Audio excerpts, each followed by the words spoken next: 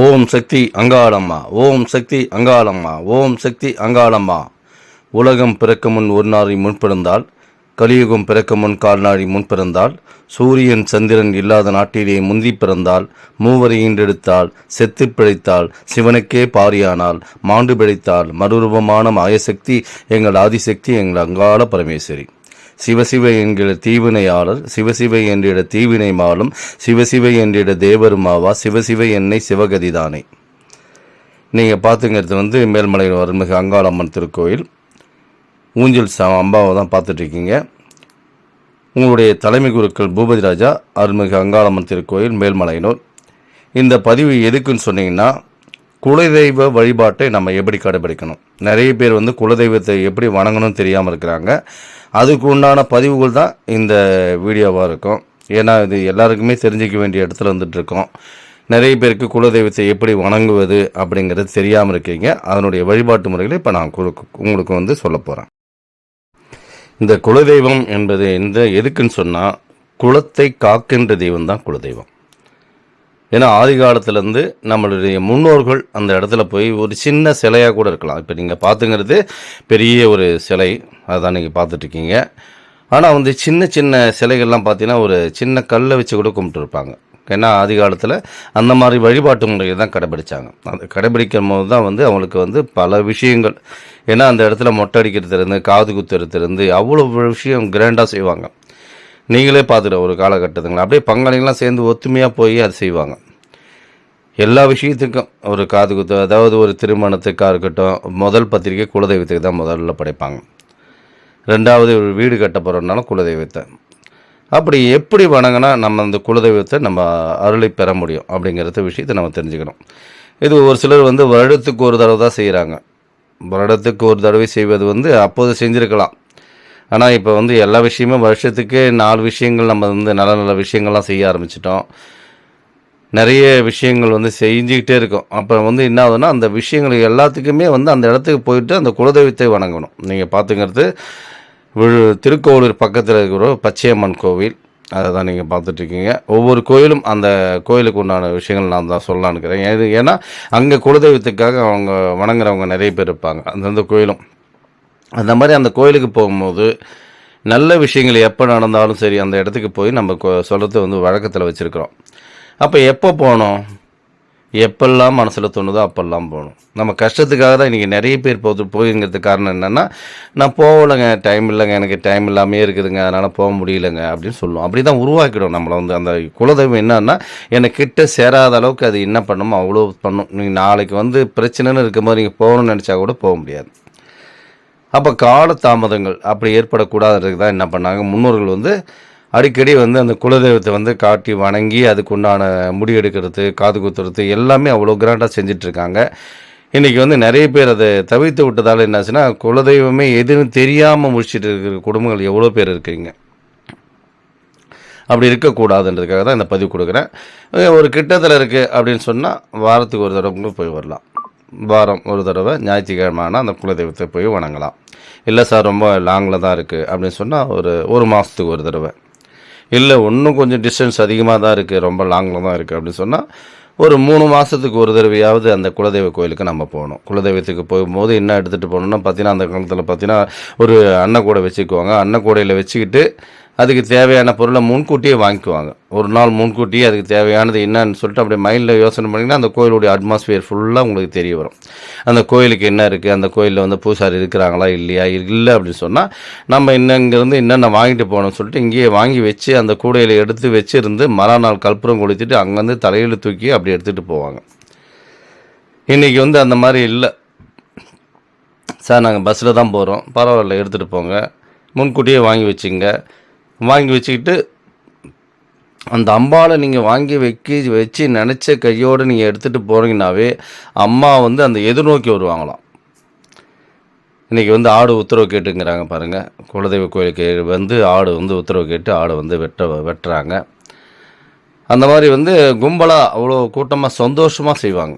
இன்றைக்கி சந்தோஷங்கிறது குடும்பத்திலே இல்லை. அதனால் பார்த்திங்கன்னா ஒவ்வொருத்தர் தனித்தனியாக போக வேண்டியதாக போச்சு. பங்காளின்ற முறையில் கூட்டு குடும்பமாக போக வேண்டிய சூழ்நிலை இல்லாமல் போயிடுச்சு. குடும்பத்தில் யாரோ ஒருத்தர் 2 பேர் தான் அந்த குலதெய்வ கோயிலுக்கு, அதுவும் கஷ்டத்தில் இருக்கும் போது தான் போகிறாங்க. அந்த மாதிரி போகக்கூடாது. சந்தோஷமாக போயிட்டு அதுக்கு தேவையானது இங்கேருந்து எடுத்துக்கிட்டு போகணும். பாருங்கள், பிரியாணி போட்டுட்ருக்காங்க. ஆடு வெட்டி சிக்கன் பிரியாணி தான், அப்படியே தடல் புடலாக விசேஷமாக கொண்டாடுறாங்க. இவங்க என்னுடைய வம்சாவழி, எங்களுடைய எல்லாமே சொந்த பந்தம் தான் வச்சுங்களேன், வேறு யாரும் இல்லை, எங்களுடைய சொந்த பந்தம் தான். அந்த திருவிழாவுக்கு நான் போயிருந்தாங்க. திருவிழாவில் போயிட்டு என்னென்னா அந்த மொட்டை அடித்து காது குத்துற திருவிழாவுக்கு போயிட்டு இருந்து சாப்பிட்டுட்டு வந்தேன். இவங்க வந்து பெங்களூரில் இருக்கிறாங்க. இப்போ மாரண்டஹள்ளி அப்படின்னு சொல்லுவாங்க, அந்த ஊரில் தான் இங்கே இருக்கிறது. அதனால் பூர்வீகம் இந்த இடத்துல அவங்க இருந்தாங்க. அந்த ஆதி காலத்தில் இருந்து இங்கே தான் மொட்டை அடித்து காது குத்தி எல்லாத்தையும் பண்ணதால் அங்கேருந்து இங்கே தான் பண்ணி ஆகணும். அடுத்த நாள் வந்து விசேஷம் அங்கே வச்சுருக்காங்க. அது இல்லாமல் இங்கே வந்து சமைச்சு சாப்பாடு எல்லாருக்குமே, இங்கே சுற்று வட்டாரத்தில் இருக்கிறவங்க எல்லாரும் நாங்களும் அங்கே போயிட்டோம். ஏன்னா எனக்கு இங்கே வந்து மலையனூர் திருக்கோளூர் பக்கம், மாரண்டஹள்ளி வந்து ரொம்ப தூரம். அதுவும் இல்லாத நிறைய இப்போ பிஸி ஷெடியூலில் இருந்துகிட்ருக்கேன். நிறைய பேர் நம்மளை பார்த்து வந்துட்டுருக்காங்க. அப்பாயின்மெண்ட்லாம் கொடுத்துட்ருக்கோம் அவங்கள பார்க்குறதுக்கு.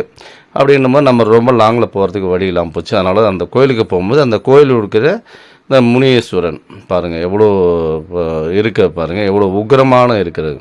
இந்த மாதிரி இடத்துக்கு போயிட்டு அவங்க அவ்வளோ விசேஷமாக செய்கிறாங்க. செஞ்சுட்டு அடுத்த நாள் வந்து அங்கே விசேஷத்தை வச்சுருக்காங்க. எதுக்கு சொல்கிறேன்னு சொன்னால், நம்ம போகும்போது இந்த மாதிரி பங்காளிகளை கூப்பிட்டுக்கிட்டு அன்றைக்கி போயிட்டு கிராண்டாக செய்யலாம். இல்லை சார், என்னால் பங்காளிகள்லாம் கூப்பிடக்கூடிய சூழ்நிலை இல்லை, இனி யாருக்கிட்டையும் பேச்சுவார்த்தை கிடையாது இருக்கிறோம் அப்படின்னு சொன்னால், நீங்கள் உங்கள் குடும்பத்தில் உள்ள நபர்கள் அத்தனை பேருமே, அவங்க வெளியில் இருக்கலாம், வேலையில் இருக்கலாம், சென்னையில் இருக்கலாம், இல்லை பெங்களூரில் இருக்கலாம், எங்கே ஒரு இடத்துல வேலையில் இருப்பாங்க. அந்த குடும்பன்றது எல்லாருமே சேர்ந்த மாதிரி தான். அத்தனை பேரும் அந்த இடத்துக்கு வரணும், நீங்கள் வர வைக்கணும். நீங்கள் மூதாதையர்கள் இருப்பீங்க, அந்த இடத்துல வயதானவர்கள் இருப்பீங்க, அவங்க எல்லாருமே சொல்லி தான். ஏன்னா நாளைக்கு குலதெய்வமே எதுன்னு தெரியாமல் போயிடும். அப்போ நாளைக்கு கஷ்டம்னு வரும்போது தான் இங்கே குலதெய்வத்தை தேடி வருவாங்க. அதனால் வாங்க எல்லாருமே வர வைங்க, வர வச்சு நாளைக்கு நாம் போகிறோம், எல்லாருமே குடும்பத்தோடு வந்துருங்கன்னு சொல்லிட்டு எல்லாருமே அந்த ஃபேமிலி மொத்த பேரும் சொல்லி, அந்த இடத்துல கல்யாணம் பண்ணவங்களாக இருக்கட்டும், மருமகன் மருமகளாக இருக்கட்டும், எதுவாக இருந்தாலும் சரி, அப்படியே ஃபேமிலி மொத்த பேரையும் கூப்பிட்டுட்டு இன்றைக்கி அந்த கோயிலுக்கு போகிறோம். ஒரு வேன் வச்சுட்டு போகலாம், ஒரு பஸ்ஸு வச்சுட்டு போகலாம், எப்படியோ அவங்கள எல்லாரையுமே அங்கே வர வச்சோம்னா வர வச்சுட்டு அந்த பூஜைகளை வந்து அவ்வளோ ஏறுவையாக, ஏன்னா அந்த குடும்பம் வந்து அந்த உள்ளே போகும்போது அவ்வளோ சந்தோஷப்படும். ஏன்னா இந்த வம்சாவளியிலேருந்து எவ்வளோ தலைமுறை அது பார்த்துருக்கு. உங்களுக்கு தான் தெரியாமல் இருக்குது, 2 தலைமுறைக்கு மேலே தெரியாமல் இருக்கும். அந்த எத்தனை தலைமுறை வந்திருந்தாலும் அத்தனை தலைமுறையும் நீங்கள் என்ன மாதிரி இருக்கீங்க, எப்படி வாழ்ந்துட்டுருக்கீங்கன்னு சொல்லிட்டு அந்த குலதெய்வம் உங்களை பார்த்து ஆசீர்வாதம் பண்ணதுக்கு ரெடியாக இருக்குது. நம்ம அந்த இடத்துல போயிட்டு எல்லாமே பொங்கல் வச்சு அதுக்கு என்ன தேவைகள் என்ன பூஜைகள் பண்ணணுமோ அந்த பூஜைகள் பண்ணி அங்கேயே சாப்பிட்டுட்டு ஒரு நாள் ஃபுல்லாக இருந்துட்டு அப்படி வரணும். ஏன்னா அது குடும்பத்தில் ஒரு நபர் நமக்கு இன்றைக்கி முன்னணியில் இருக்கிறத குலதெய்வம் தான் மெயின்.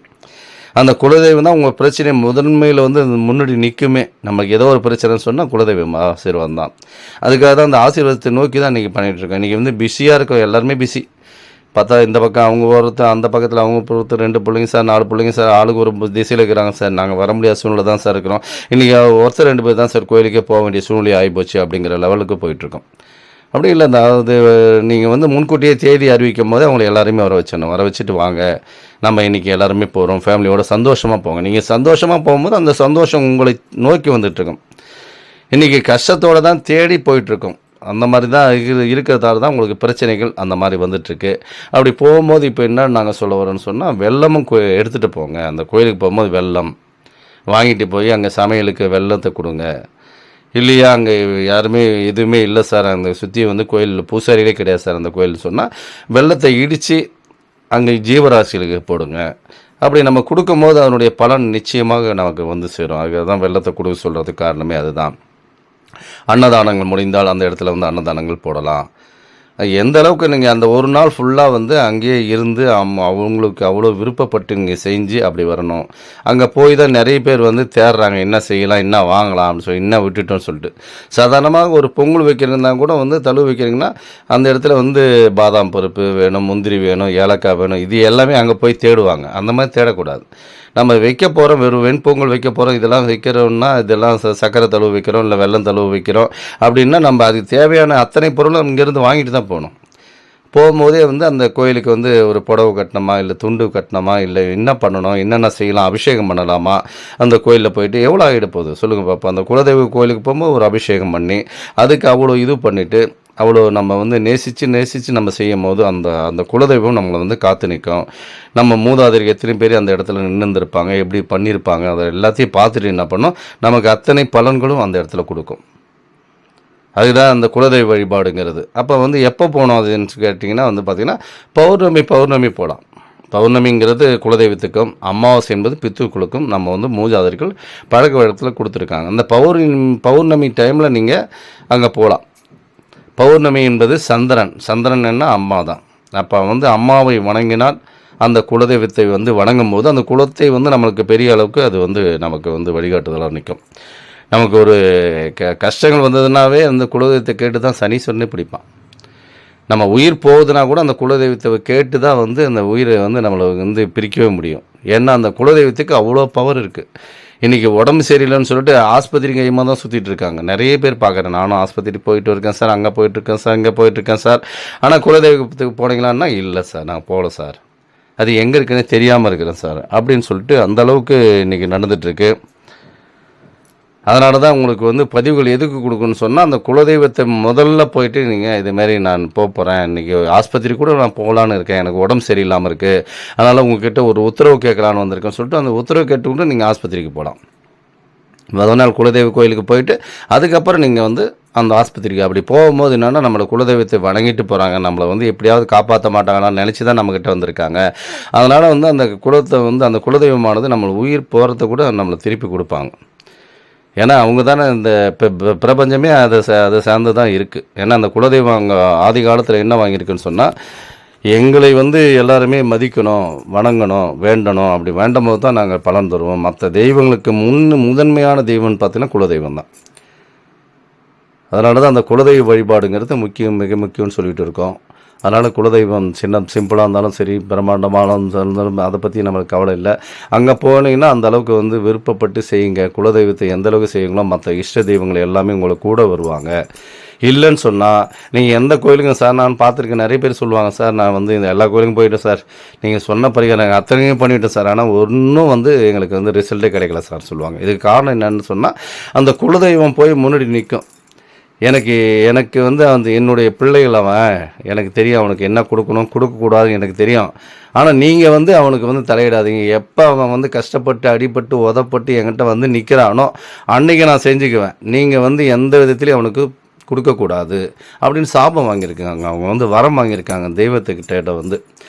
அதனால தான் சின்ன கோயிலில் இன்றைக்கி வந்து வரம் வாங்கினதால தான் முதல்ல அவங்களே என்ன பண்ணுவாங்க, நம்மளை குறிப்புகள் காட்டுவாங்க. இப்போ மலையனூர் வரைக்கும் சொன்னால் அம்மாவே சொல்லுவாங்க, உங்கள் குலதெய்வத்தை அவங்க வந்து கண்மூடி நிறுத்துவாங்க. ஏன்னா நான் வந்து உங்களுக்கு வந்து பாதுகாப்பு கொடுக்கணும்னு நினச்சா கூட அந்த குலதெய்வமானது கோபத்தில் இருக்குது, அதனால் நீங்கள் அந்த குலதெய்வத்தை போய் சாந்தப்படுத்துங்க, திருப்திப்படுத்துங்கன்னு சொல்லி அனுப்புவாங்க. அப்படி சாந்தப்படுத்தி திருப்திப்படுத்தி நீங்கள் வந்துட்ட பிறகு தான் அந்த அம்மாவே உங்களுக்கு துணை நிற்க முடியும். ஏன்னா இது எல்லாமே வந்து புராணங்களில் இருக்குது. புராணங்களில் இருக்கிற விஷயத்தை தான் வந்து நம்ம கொடுத்துட்ருக்கோம். ஏன்னா அந்த குலதெய்வமானது கேட்குது, எனக்கு முதல் உரிமையாக அவங்க கொடுக்கணும், எனக்கு முதல் உரிமை கொடுத்த பிறகு தான் மற்ற தெய்வங்களுக்கு எல்லாமே அது சந்தோஷப்பட்டு மற்ற எல்லாமே வந்து ஏற்றுக்குவாங்க. நீங்கள் எந்த தெய்வத்தை வேணாலும் அதுக்கு வேறு என்ன பண்ணலாம், குலதெய்வத்தை வந்து நமக்கு ஆசீர்வாதம் கிடைக்கிறதுக்கு அப்படின்னு சொல்லிட்டு பல விஷயங்கள் இருக்குது. அதையும் சொல்கிறேன் நான்.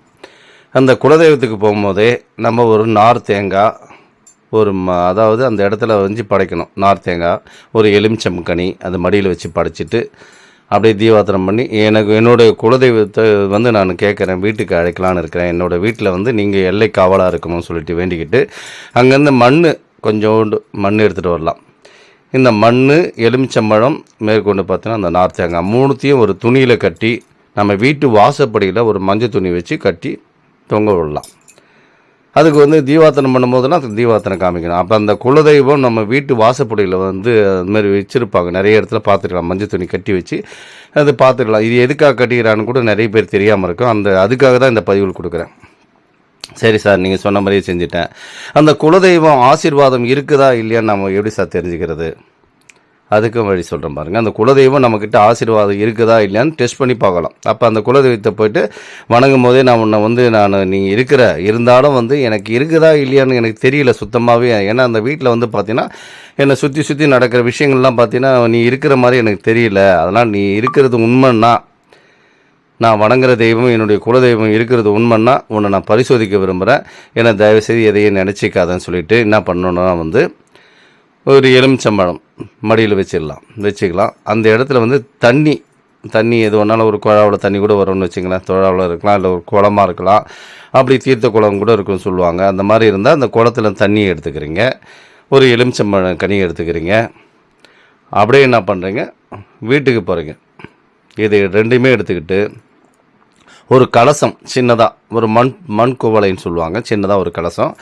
அந்த கலசத்தில் வந்து இந்த இந்த எலுமிச்சங்கனியும் போட்டுடணும். ரெண்டாவது பார்த்திங்கன்னா அந்த எலுமிச்சம்பழம் கனியை வந்து அது உள்ளே போட்டுட்டு தண்ணியை ஃபுல்லாக அதில் ஊற்றிடணும். நம்ம எடுத்துன்னு போன பாட்டிலில் இருக்கிற தண்ணியை அதில் ஊற்றிட்டு மா இலை, வேப்பலை, இந்த இது துளசி இலை, இந்த மூணுத்தையும் வந்து உள்ளே போட்டுடணும். உள்ளே போட்டுட்டு மஞ்சள் லைட்டாக தூவிட்டு அந்த பல்லாவை என்ன பண்ணணும், சுற்றி வந்து ஒரு மஞ்சள் துணியால் வச்சு கட்டிடுறீங்க. கட்டிட்டு நான் வணங்குற தெய்வம் நீ இருக்கிறது என் வீட்டில் வந்து குலதெய்வமாக இருக்கிற அப்படின்னு சொன்னால் அந்த பழம் வந்து நான் எப்படி போட்டோன்னா அந்த எலுமிச்சம் கனி வந்து எனக்கு திரும்ப கிடைக்கணும். இல்லைன்னு சொன்னால் உனக்கு ஆசீர்வாதம் உங்கள்கிட்ட இல்லை, குலதெய்வம் உனக்கு அருள் இல்லைன்னு சொன்னால் அந்த மஞ்சள் நம்ம போட்ட பழம் வந்து அது கெட்டு போயிருக்கும். நீ ஏன்னா ஒரு தண்ணியில் வச்சு ஒரு 11 நாள் வச்சுருக்கணும். அந்த கலசத்துக்கு வந்து பூஜை மட்டும் நீங்கள் பண்ணலாம். ஏன்னா நான் வந்து உன்னை டெஸ்ட் பண்ணி பார்க்கலான்னு இருக்கிறேன். ஏன்னா எனக்கு அவ்வளோ கஷ்டங்கள் பிரச்சனை இருக்குது. அதனால் என்னை வந்து தவறாக நினச்சிக்காதீங்க. எனக்கு இருக்கிறது நீங்கள் இருக்கிறது உண்மைன்னு சொன்னால் அந்த எலுமிச்சம்பழம், நான் போட்ட எலுமிச்சம்பழம் அப்படியே வெளியே வரணும். இல்லைன்னு சொன்னால் நீங்கள் இருக்கிறீங்களா இல்லையா, பாதி கெட்டு போயிருந்து பாதி நல்லா இருக்குதா என்ன எதிர்த்து தெரியுது, நான் பார்க்கலான்னு ஆசைப்பட்றேன். ஏன்னா எனக்கு அவ்வளோ பிரச்சனை நடந்துகிட்ருக்கு. குலதெய்வம் இல்லைன்னு சொல்கிறாங்க, நிறைய பேர் சொல்கிறாங்க. கட்டில் இருக்குதுன்னு சொல்கிறாங்க, அதை பார்த்தா வெளியில் இருக்குதுன்றாங்க. எந்த ஆசீர்வாதமும் உங்களுக்கு இல்லைன்னு சொல்கிறாங்க. நான் நினைக்கிறதுன்னு ஒன்றுமே புரியாமல் முடிச்சிட்டு இருக்கேன். அதனால் தயவு கூர்ந்து நான் இந்த வந்து ஒரு பரிசோதிக்கிறதுக்கு எனக்கு வந்து உரிமை தாங்க அப்படின்னு சொல்லிட்டு மனதார வேண்டிக்கிட்டு டெய்லி ஒரு தீபாரத்தனை மட்டும் காமிச்சா போதும். காமிச்சிட்டு அப்படியே 11 நாள் கழித்து நீங்கள் அந்த கலசத்தை வந்து திறந்து ஓப்பன் பண்ணி பாருங்கள். அந்த போட்ட எலுமிச்சம்பழம் அப்படியே இருந்ததுன்னா நம்ம அந்த குலதெய்வ சக்தி நம்மக்கிட்ட நிச்சயமாக இருக்குது அப்படின்னு நம்ம தெரிஞ்சுக்கலாம். இல்லை பாதி அளவுக்கு கெட்டு போச்சு, பாதி அளவுக்கு தான் சரி இருக்குது சொன்னால் ஒரு பாதி தான் அவங்க நம்மளுடைய கொடுக்குறாங்க. அவங்களுக்கு முழுசாகவே கெட்டு போச்சுன்னா அந்த குலதெய்வம் நம்மக்கிட்ட சுத்தமாகவே கிடையாது அப்படின்றத நீங்கள் தெரிஞ்சுக்கலாம். சரி சார், அப்படியே நம்ம 11 நாள் கழிச்சு பார்த்துட்டேன் சார், அந்த குலதெய்வம் இல்லைன்னு கன்ஃபார்ம் ஆகி போச்சு, அப்புறம் என்ன சார் பண்ணலாம்? அப்போ பௌர்ணமி நீங்கள் அந்த இடத்துக்கு நீங்கள் போயிட்டே இருக்கணும். உங்களுடைய கஷ்டங்கள், வேதனைகள், பிரச்சனைகள் எல்லாமே அந்த இடத்துல உட்காந்து அழுகணும். ஏன்னா யார்கிட்ட சொன்னாலும் அந்த தீர்வு கிடைக்காது. அந்த தீர்வு கிடைக்கணும்னு பார்த்தீங்கன்னா அந்த குலதெய்வத்துக்கிட்ட மட்டும்தான் இருக்குது. அப்படியே அழுது புலம்பி சொல்லலாம். நீ என்னுடைய முன்னோர்களை காப்பது உண்மைன்னா, நான் உன்னுடைய வம்சாவழிகள் எல்லாருமே வந்து உங்க தான் வணங்குறது உண்மைன்னா, என்னுடைய குலத்தை நீ தான் காப்பாற்றணும், வேறு வழி இல்லை. எனக்கு வேறு எந்த இதுவும் எனக்கு தெரியல, எனக்கு நீ தான் செஞ்சு ஆகணும்னு சொல்லிட்டு நீ அங்க பிராணம் பண்ணுங்கள், இல்லை உட்காந்து தியானம் பண்ணுங்கள், என்ன வேணாலும் பண்ணுங்கள். அழுதுகிட்டு உங்களுடைய குறைகளை வந்து ஒரு கோரிக்கை சீட்டாக கூட எழுதி போடலாம். உட்காந்து அந்த உங்களுடைய பிரச்சனை என்னவோ அதை ஒரு துண்டு சீட்டு காய்கள்லாம் எழுதி அதை மாலையாக்கி போடலாம். இல்லை ஒரு எலுமிச்சம்பழ கனி வந்து வாங்கிட்டு வந்து ஒரு 108 கனி அப்படின்ற மாதிரி வாங்கிட்டு வந்து கூட அந்த கனியில் கூட எனக்கு பிரச்சனை இருக்குது அப்படின்னு சொல்லிட்டு அந்த கனியில் எழுதி அந்த மாலையாக நீங்களே உங்கள் கையால் பொறுத்தாலும் போடலாம். இல்லை பூசாரி யாருன்னா இருந்தாங்கன்னா அவங்ககிட்டையும் கொடுக்கலாம். நீங்கள் எந்த மாதிரி ஒரு இது எல்லாமே வச்சுக்கிட்டே இருந்தோம்னா தொடர்ச்சியாக நம்ம கொடுக்க அந்த குலதெய்வமானது நம்மக்கிட்ட அப்படியே உடனே சரண்டர் ஆகிடுவாங்க. ஏன்னா நம்மக்கிட்ட தான் வந்துட்டான், முழுமையாக நம்பி வந்துட்டுருக்கான், தொடர்ச்சியாக வந்துட்டுருக்கான். ஏன்னா நாங்கள் சொல்லக்கூடிய பதிவில் அந்த மாதிரி தானே இருக்கோம். வேறு யாருமே உங்களுக்கு செய்ய மாட்டாங்க, யாருமே எந்த துணையும் பண்ண முடியாது. திக்கேற்றவனுக்கு தெய்வமே துணைன்னு சொல்லியிருக்காங்க. அதனால தான் பார்த்தீங்கன்னா எனக்கு வேறு இதுவே கிடையாது, நான் உங்கள்கிட்ட சரண்டர் ஆகிட்டேன். நீ எனக்கு நல்லது செஞ்சாலும் கெட்ட செய்தாலும் நீ தான் என்னை இனிமேல் காப்பாற்ற போகிறதா, என்னை வெட்டி உதைக்க போறியா, நீயே எனக்கு வந்து எதுவாக இருந்தாலும் முடிவு பண்ணிக்கோன்னு சொல்லிட்டு தொடர்ச்சியாக போயிட்டே இருங்க. தொடர்ச்சியாக போகும்போது பார்த்தீங்கன்னா ஒரே 6 மாதமோ 1 வருஷத்துக்குள்ளே நீங்கள் அப்படியே டோட்டலாக அப்படியே மாறிடுவீங்க. அப்போ தான் அந்த குலதெய்வம் என்ன கொடுக்கலன்னு உங்களுக்கு தெரியும். இல்லைன்னு சொன்னால் ஒன்றுமே தெரியாது. கஷ்டங்கள் கொடுக்கும் போது தான் நம்ம குலதெய்வத்தை தேடி வர்றோம். அப்போ உடனே ஈஸியாக கொடுத்துட்டா நீ திரும்பி வருவியா? இல்லை, அந்த சும்மா அப்படி போய் ஒரு 2 தடவை பார்த்துட்டு வந்தேன், எனக்கு ஏற்கனவே வர வேண்டியதெல்லாம் இருந்ததில்ல, அதெல்லாம் வந்துருச்சுன்னு சொல்லுவோம். அந்த இறை அருளோடு சேர்ந்து கலந்து நம்ம பண்ணும்போது தான் அது கொடுக்குறது தெரியும். சாதாரணமாகவே எங்களுடைய குலதெய்வம் பார்த்திங்கன்னா, நான் அங்காள பரமேஸ்வரியை வந்து நம்ம வந்து பக்தனாக இருந்துகிட்ருக்கேன், பூசாரியாக இருந்துகிட்ருக்கேன், தலைமை குருக்களாக இருந்துகிட்ருக்கேன்றது அடுத்த கட்டம். எனக்கு குலதெய்வம் பார்த்திங்கன்னா பாவாடராயன் தான், ஜடாமுனீஸ்வரன் சொல்லுவாங்க. ஜடாமுனீஸ்வரன் தான் எங்களுடைய குலதெய்வம். அந்த ஜடாமுனீஸ்வரன் எங்கே இருக்குதுன்னு பார்த்தோன்னா ஏரிக்கரை ஓரத்தில் தான் இருக்குது, தனியாக இருக்குது. இன்றைக்கி இதே மாதிரி தான் இருக்கும். சாதாரணமாக மழை வெளியே பட்டுச்சுன்னா அப்படியே மேலே வந்து தண்ணி படும், அதான் நீங்கள் பார்த்துருக்கீங்க. மற்ற எல்லா இடத்தையும் ஷெட்டு போட்டுருந்தாலும் பாருங்கள், அந்த தண்ணி பாடுற மாதிரி தான் அந்த சிலையுடைய வடிவமைப்பு இருக்கும். இந்த மாதிரி தான் வந்து எங்களுக்கு வந்து குலதெய்வம் பார்த்திங்கன்னா சாதாரண ஒரு கல்லாக தான் இருக்கும். அங்கே ஏன் வந்து ஜடாமுனீஸ்வரர் இருந்ததுன்னு பார்த்தீங்கன்னா, ஜடையிலிருந்து அவங்க வந்து ஒரு விழுந்த மாதிரி ஜடாமுனீஸ்வரன் விழுந்திருக்காரு. அதுவும் இல்லாது பார்த்தீங்கன்னா, அவருடைய கால் கொலுசானது அந்த ஏரியில் வந்து விழுந்துடுச்சாம். விழுந்திருந்தால் அது தேடி கண்டுபிடிக்க முடியாததால் ஜடாமுனீஸ்வரனை பாதுகாப்பாக அங்கே விட்டுட்டு வராங்க. அப்போ அந்த ஜடாமுனீஸ்வரன் கேட்குறாரு, அழுதுகிட்டா, அம்மா இந்த மாதிரி என்னை தனியாக விட்டுட்டு போறியே, என்ன இந்த இடத்துல யாருமா வந்து பார்ப்பான்னு சொல்லிட்டு. அப்போ அது சொல்லுது வந்து, அம்மா சொல்கிறாங்க, என்னை யார் வந்து இது பண்ணுறாங்களோ, என்னை வணங்கி என்னை வந்து பூஜை பண்ணுறாங்களோ அத்தனை பேருமே உங்களுக்கு வந்து குலதெய்வத்துக்கு வந்து அவங்க வந்து வருவாங்க இங்கே. அதுதான் நாங்கள் இந்த 1000 குடும்பங்களும் இன்றைக்கி குலதெய்வமாக அந்த ஜடாமுனீஸ்வரன் தான் வணங்கிட்டு இருக்கோம். இன்றைக்கி சாதாரணமாக தான் இருக்குது, ஒன்றும் இல்லை. ஞாயிற்றுக்கிழமான எங்கள் குடும்பத்திலிருந்து அத்தனை பேர்களும் அந்த இடத்துல போய் சாமி தரிசனம் முடிச்சுட்டு தான் வருவாங்க. இன்றைக்கி பக்கத்தில் தான் இருக்குது, ஏரியில் தனிமரமாக தான் இருக்குது. அந்த குடும்பத்தை யார் பார்க்குறாங்கன்னு பார்த்தீங்கன்னா அந்த 1000 குடும்பங்கள் மட்டும்தான் போய் பார்க்குமே தவிர வேறு யாருமே அந்த இடத்துக்கு போக மாட்டாங்க. அது கேட்குறது என்ன, என்னை யார் வந்து பார்த்தாலும் வந்து வரட்டும் போது நாங்கள் போய் பார்க்க அதுக்கு ஆசீர்வாதம் பரவாயில்ல. அம்மா சொன்னபடியே இன்றைக்கும் வந்து இந்த 1000 குடும்பங்கள் தான் நாங்கள் பார்க்குறோம், வேறு யாரும் அங்கே போக முடியாது. ஏன்னா அந்த இடத்துல வந்து அந்த கம்யூனிட்டி மட்டும்தான் போக முடியும். அதுதான் நீங்கள் பார்த்துட்ருக்கீங்க. அங்காளம்மன் கோயிலில் வந்து பாருங்கள், சுற்றி போடுறதுலேருந்து எல்லாமே சுற்றி போட்டு ஜிஸ்டி கழிச்சு அவங்க கோயிலுக்கு உள்ளே போயிட்டு என்னுடைய பிரச்சனையை முடிச்சுக்கிட்டு வரணுமான்னு சொல்லிட்டு அம்மா வேண்டிக்கிட்டு உள்ளே போயிட்டு சாமி தரிசனம் பார்க்குறாங்க. இந்த மாதிரி வந்து அந்த குலதெய்வத்தை நம்ம வந்து எப்படி வணங்கணும், எப்படி வணங்கினா நம்ம சிறப்புக்கு தரும்னு சொல்லிட்டு மொட்டடிச்சிருக்காங்க பாருங்கள். மொட்டடிச்சு அதுக்கு தேவையானது என்னென்ன கோயிலுக்கு தேவைன்னு சொல்லிட்டு பார்த்து அன்றைக்கி ஃபுல்லாக இருந்து செஞ்சுட்டு தான் வரணும். அந்த மாதிரி வரும்போது தான் உங்களுக்கு பலன் வந்து இரட்டிப்பாக கொடுக்கும். இது எல்லாமே நம்ம பரிசோதித்து பார்த்தாவே தெரிஞ்சுக்கலாம். என்னுடைய நம்பரை வந்து எப்போ வேணாலும் ஃபோன் பண்ணி கேட்டு தெரிஞ்சுக்கலாம். இந்த குலதெய்வத்தை எப்படி வணங்குவது, வேறு எதனா இருக்குங்களா, இல்லை மந்திர உபதேசம் எதனா பண்ணணுமா, இல்லை எப்படி உச்சரிக்கணும் அப்படிங்கிற விஷயங்கள்லாம் கேட்டிங்கன்னா நான் தொடர்ச்சியான பதிவுகள் கொடுத்துக்கிட்டே வருவேன். அந்த ஆன்மீக பதிவுகள் நீங்கள் கேட்கும் போதே தெரிஞ்சுக்கலாம், இந்த குலதெய்வத்தை இப்படி தான் பிடிச்சிக்கணும் அப்படின்னு சொல்லிட்டு. ஏன்னா இந்த கலியுகம் வந்து பல பிரச்சனைக்கு மத்தியில் தான் போராடி தான் வாழ்ந்துட்டுருக்கோம். நம்மளை சுற்றி அத்தனை பேருமே வந்து பார்த்திங்கன்னா கண்டிஷ்டி, ஓம்பல், பொறாமை, பொச்சரிப்பு அப்படிங்கிற மாதிரி தான் இருக்குது. வளரக்கூடாது, கொஞ்சம் லைட்டாக அப்படியே வளர்ந்தால் கூட அப்படியே அத்தனை பேருமே கண் பார்வை நம்மளை சுற்றி இருக்கிற மாதிரி இருக்கும். ஆதி காலத்தில் பார்த்தீங்கன்னா உட்கார வச்சு சுற்றி போடுவாங்க, முக்கூட்டு மண்ணெலாம் எடுத்து வந்து சுற்றி போடுவாங்க, கூரையை பிச்சுன்னு வந்து சுற்றி போடுவாங்க, பூந்தோட்டப்பத்தை வச்சு சுற்றி போடுவாங்க, உப்பை வச்சு சுற்றி போடுவாங்க, மிளகா வச்சு சுற்றி அப்படியே அடுப்பில் போடுவாங்க. இன்றைக்கி எல்லாமே மறந்துருக்கு. ஏன்னா பாட்டி வைத்தியம் சொல்லுவாங்க, அந்த பாட்டி வைத்தியெல்லாம் வாரத்துக்கு ஒரு தடவை உட்கார வச்சு குடும்பத்தோடு உட்கார வச்சு சுற்றி போடுவாங்க. இன்றைக்கி குடும்பங்களே தான் பிரிஞ்சு கிடக்குது, எந்தெந்த இடத்துல யார் இருக்கிறாங்கன்னே தெரியல. பார்த்தா இவனுக்கு பிரச்சனை, அவனுக்கு பிரச்சனை, அவன் ஆஸ்பத்திரி போயிருக்கான், இவன் ஆஸ்பத்திரி போயிருக்கான்.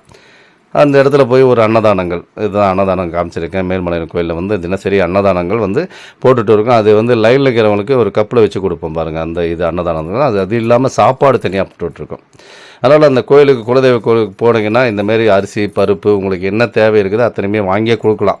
சார் என்னால் ஒரு மூட்டை அரிசி வாங்கி கொடுத்துட்டு போகிறேன் சார், வாங்கி கொடுத்துட்டு போங்க. வெல்லம் வாங்கி கொடுத்துட்டு போங்க, பருப்பு வாங்கிட்டு போங்க. இது எல்லாமே கிரகங்களுடைய ஆதிக்கம் தான். அதாவது எனக்கு சந்திரன் கெட்டு போச்சுன்னு சொன்னால் அரிசி வாங்கி கொடுக்கலாம், சூரியன் கெட்டு போச்சு அப்படின்னு சொன்னால் கோதுமை வாங்கி கொடுக்கலாம். அந்த மாதிரி தான் ஒவ்வொரு கிரகத்துக்கும் துவரம் பருப்பு வந்து செவ்வாய், இதுமாரி ஒவ்வொன்றுத்துக்குமே இருக்குது. புதனுக்கு வந்து பச்சை பயிறு, குருவுக்கு வந்து கொண்டக்கடலை, இது எல்லாமே இருக்குது. அந்த நவதானியங்களே வந்து அந்த கோயிலுக்கு வந்து நம்ம கொடுக்கலாம். நம்ம வந்து எவ்வளோ வேணாலும் 1 கிலோ 1/2 கிலோ உங்களால் எவ்வளோ முடியுதோ அந்த கிரகங்களுடைய தோஷங்கள் நிற்கிறத கூட நீங்கள் கொடுக்கலாம். அதான் தினசரி அரிசியிலேருந்து நாங்கள் சமைச்சி அதை அன்னதானங்களை கொடுத்துட்டு வரோம். அதை உபயமாகவே நீங்கள் இங்கே எடுத்துகிட்டு வந்து அரிசி எடுத்துகிட்டு வந்து கொடுக்கலாம், வெல்லம் எடுத்துகிட்டு வந்து கொடுக்கலாம். அதுதான் நான் காமிச்சிட்ருக்கேன். அதனால் நம்ம அந்த கோயிலுக்கு போகும்போது நம்மளுடைய கைகரியமாக ஏதோ ஒன்று இருக்கணும். அந்த இடத்துக்கு வந்து உங்களுடைய செலவுகள் ஏதோ பங்களிப்பு இருக்கணும். அதான் உண்டியல் காணிக்கை கூட போடலாம், ஒரு 100 ரூபா கூட போடலாம். நம்ம வந்து அதிகமாக செய்யலை சார், நம்ம ஒரு 100 ரூபா போட்டு போகிறோம், ஓகே பரவாயில்ல, அது ஒன்றும் பிரச்சனை இல்லை. ஏன்னா இந்த இடத்துல வந்து எல்லாருக்குமே கொடுத்துட்ருக்கோம். உங்களுடைய பங்களிப்பு இருக்கணும். எங்கே ஏதோ ஒரு கர்மாவில் அடிபட்டுட்டு இருப்பேன், அந்த கர்மாவானது தீர்வு கிடைக்கும். பாருங்கள், ஒரு இந்த இடத்துல பார்த்தீங்கன்னா காலையில் சாப்பாடு, மதியத்துக்கு சாப்பாடு, நைட்டுக்கு சாப்பாடு, 3 வேளை சாப்பாடும். அதுக்கு முன்னாடி பார்த்தீங்கன்னா 10,500 ரூபா ஒரு நாளைக்கு சாப்பாடு அன்னதானத்துக்காக வாங்கியிருந்தோம். இன்றைக்கி வந்து உங்கள் விருப்பப்படி எவ்வளோ வேணாலும் கொடுக்கலான்னு சொல்லிட்டு அங்கங்கே ஸ்கேன் வச்சுருக்கு. நீங்கள் அதை பார்த்து கூட உங்களால் முடிஞ்ச அளவுக்கு 500 கொடுத்தாலும் சரி, 1000 ரூபா கொடுத்தாலும் சரி, அந்த பங்களிப்பு உங்களுக்கு இருக்கும்போது சந்தோஷமாக இருக்கும். உங்களால் எவ்வளோ பேர் சாப்பிட்றாங்க பாருங்கள். அதனால தான் ஆதி காலத்தில் அன்னதானத்துக்கு வந்து முக்கியத்துவம் கொடுத்தான். தனி மனிதனுக்கு உணவியலில் ஜகத்தினை அழிப்பன்னு சொன்னான். ஏன்னா ஒருத்தன் சாப்பாடே எல்லாம் சொன்னால் அந்த உலகமே அழிச்சிருண்டான்னு சொன்னான். அதையும் மீறி இவர் வந்து வள்ளலார் என்ன சொல்கிறாருன்னா வந்து பசிக்கு, அதாவது நீயா சாப்பாடு அன்னதானங்கள்ன்ற முறையில் போடாத, உன்னை தேடி எவன் வரானோ, பசிக்குதுன்னு வரானோ அவனுக்கு கொடு அப்படின்னு சொல்லிட்டு அவருடைய இருக்குது. அந்த மாதிரி பார்த்தீங்கன்னா இந்த மாதிரி தான் இப்போ அடுத்தது வர்றது பார்த்தீங்கன்னா ஆடி மாதம் வரும். ஆடி மாதத்துக்கு வந்து எக்கச்சக்கமான குலதெய்வ வழிபாடுகள் இந்த ஆடி மாதம் தான். அந்த கூழ் ஊற்றுறதுலேருந்து சரி, அந்த கோயிலுக்கு நிறைய போகிறது எல்லாமே பார்த்திங்கன்னா ஆடி மாதத்தில் அதிகமாக குலதெய்வ கோயிலெலாம் போவாங்க. அதனால் பார்த்திங்கன்னா இந்த கோயிலுக்கு வரணும்னு புதுசாக வரணும்னு நினைக்கிறவங்க இந்த ஆடி மாதம் ஒரு மாதத்தை தவிர்த்துருங்க. ஏன்னா எக்கச்சக்கமான கூட்டங்கள் இந்த கோயிலுக்கு வந்துட்டுருக்கு. ஆடி மாதம் நாங்கள் எதிர்பார்த்துருக்கோம். வருஷம் வருஷம் வந்து அதிகமாக வருவாங்க. ஆனால் இந்த வருஷமும் அதிகமாக வருவாங்க. அதனால் வந்து புதிதாக வர்றவங்க வந்து இந்த கோயிலை பற்றி தெரிஞ்சுக்கணும்னு நினைக்கிறவங்க இப்போ நிறைய பேர் வந்துட்டுருக்கீங்க. ஏன்னா 51 சக்தி பீடங்கள் முதன்மையான சக்தி பீடம். 3 வேளையும் சாப்பாடு போட்டுட்ருக்கோம். காலையில் சாப்பாடு, மதிய சாப்பாடு, இரவு நேர சாப்பாடு, 3 வேளையும் சாப்பாடு போட்டுருக்கோம். தங்குற வசதி எல்லாமே இருந்துகிட்ருக்கு. பாத்ரூம் எல்லா வசதியிலும், கழிப்பிட வசதிகள் எல்லாமே இருக்குது. அதனால் வந்து இந்த இடத்துல போனால் உங்களுக்கு ஒரு தீர்வு கிடைக்குமானா நிச்சயமாக கிடைக்கும். ஏன்னா இந்த கோயிலே வந்து துஷ்ட சக்திகள் ஓடுகின்ற இடம். பேய், பிசாசு, பில்லி, சூன்யம், ஏவல், செய்வினை கோளாறு இதனால் பாதிக்கப்பட்டவங்க அத்தனை பேருமே இந்த இடத்துல நிவர்த்தி கிடைக்கிது. அதனால் இங்கே வந்து போகிறவங்க அத்தனை பேருமே வந்து உங்களுக்கு திருமண தடையாக இருக்கட்டும், குழந்தை பாக்கியமாக இருக்கட்டும், நிச்சயமாக அம்மனுடைய அருள் நிச்சயமாக உங்களுக்கு கிடைக்கும். இந்த இடத்துக்கு வந்து தீராத விஷயங்களே இல்லை. எல்லாருக்கும் எல்லா மாற்றத்தையும் அம்மாவால் கொடுக்க முடியும். அதனால தான் இந்த இடத்துக்கு வாங்கன்னு சொல்கிறேன். அதனால் இந்த ஒரு மாதத்தை விட்டுட்டு அதுக்கு வாங்க. ஏன்னா இந்த ஒரு மாதம் வந்து ஏன்னா உள்ளே போனால் கூட ஒரு 100 ரூபா டிக்கெட்டில் போனால் கூட 2 மணி நேரம் நிற்க வேண்டியிருக்கும். ஃப்ரீ தரிசனம் பார்த்தோன்னா 5 மணி நேரம் 6 மணி நேரம் நிற்க வேண்டியிருக்கும். அதனால் இந்த ஆடி மாதம் முடிச்சுட்டு அதுக்கு அடுத்த மாதத்தில் வாங்க. இது காளி மயான இடத்துல இருக்கிற காளி. ஓம் காளி பகவதி பைரவி என்னை எதிர்த்து வந்த இதயம் கட்டு, கடுகவன பட்சியை கட்டு, மிருகத்தை கட்டு, ஓம் காளி, ஓம் ருத்ரி, ஓங்காரி, ஆங்காரி அடைகளை கட்டினை, சபையை கட்டு, சத்துரை கட்டு, எதிரியை கட்டு, எங்கேயும் கட்டு, சிங் வங் லங் லங் ஓம் சிவாய நம சிவாய நம ஓம் ஸ்ரீம் கிளீம் வாம நம சுவாகா. இந்த சேனலுக்கு லைக் பண்ணுங்கள், சப்போர்ட் பண்ணுங்கள், ஷேர் பண்ணுங்கள். நிறைய பேர் வந்து ஷேர் பண்ணி நிறைய பேர் கொடுத்துட்ருக்கீங்க. அதனால தான் வந்து நான் வந்து எல்லாரையும் பார்க்க முடியல. உங்களுக்கு அப்பாயின்மெண்ட் கொடுப்பேன். நன்றி, வணக்கம். மேல்மலை தலைமை பூசாரி பூபதி ராஜா.